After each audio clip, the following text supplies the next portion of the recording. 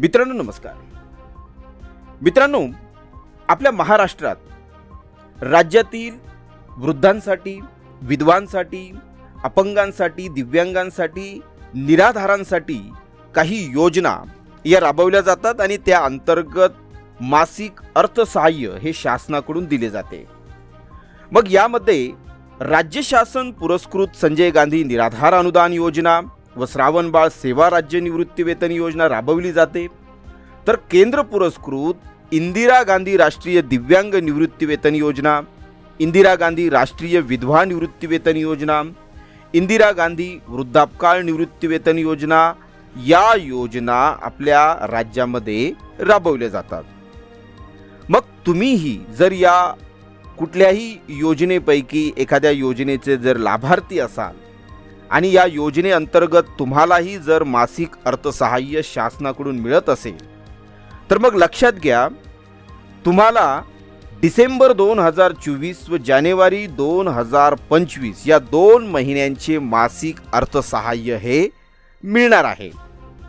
मात्र या ठिकाणी एक अतिशय महत्त्वाची बाब अशी आहे की माहे डिसेंबर 2024 पासून राज्य शासन पुरस्कृत संजय गांधी निराधार अनुदान योजना व श्रावणबाळ सेवा राज्य निवृत्ती वेतन योजना या योजनेतील लाभार्थ्यांना अर्थसहाय्याचे वितरण ते डीबीटी प्रणालीद्वारे देण्यात येणार आहे। डीबीटी प्रणाली म्हणजे डायरेक्ट बेनिफिट ट्रान्सफर, म्हणजे जे लाभार्थी आहेत त्या लाभार्थ्यांच्या बँक खात्यात डायरेक्ट पैसे हे जमा केले जाणार आहे।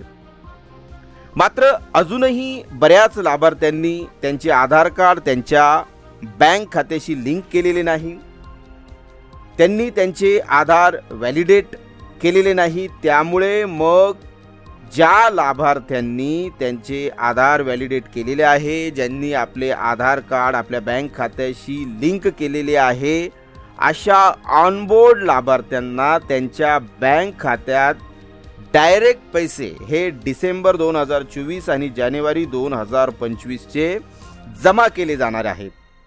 मात्र अद्यापही ज्या लाभार्थ्यांनी त्यांचे आधार व्हॅलिडेट केलेले नाही, त्यांनी त्यांचे आधार कार्ड त्यांच्या बँक खात्याशी लिंक केलेले नाही, मग अशा लाभार्थ्यांना पूर्वीची जी परंपरागत पद्धत आहे बिन्स प्रणाली, त्या बिन्स प्रणालीद्वारे त्यांना डिसेंबर आणि जानेवारीचे पैसे हे त्यांना दिले जाणार आहे।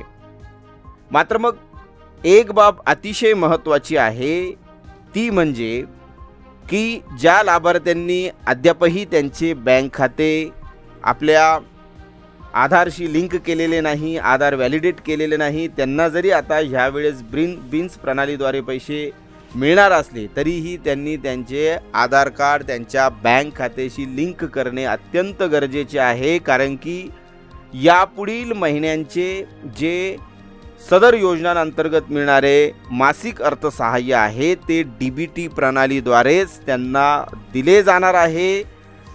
डायरेक्ट बेनिफिट ट्रान्सफर म्हणजेच त्यांच्या बँक खात्यात डायरेक्ट पैसे हे जमा केले जाणार आहे। त्यामुळे अद्यापही ज्यांनी अजून आपले आधार कार्ड त्यांच्या बँक खात्याशी लिंक केलेले नाही त्यांनी लवकरात लवकर ही प्रोसेस करून घ्यायची आहे। आशा आहे मित्रांनो ही इन्फॉर्मेशन तुम्हाला नक्कीच आवडली असेल। जर मित्रांनो ही इन्फॉर्मेशन तुम्हाला आवडली असेल तर नक्कीच या व्हिडिओला लाईक करा, कमेंट करा आणि अद्याप जर तुम्ही या चॅनलवरती नवीन असाल तर मग अशाच प्रकारची इन्फॉर्मेटिव्ह व्हिडिओज वेळोवेळी मिळवण्यासाठी या चॅनलला आत्ताच सबस्क्राईब करा। धन्यवाद मित्रांनो।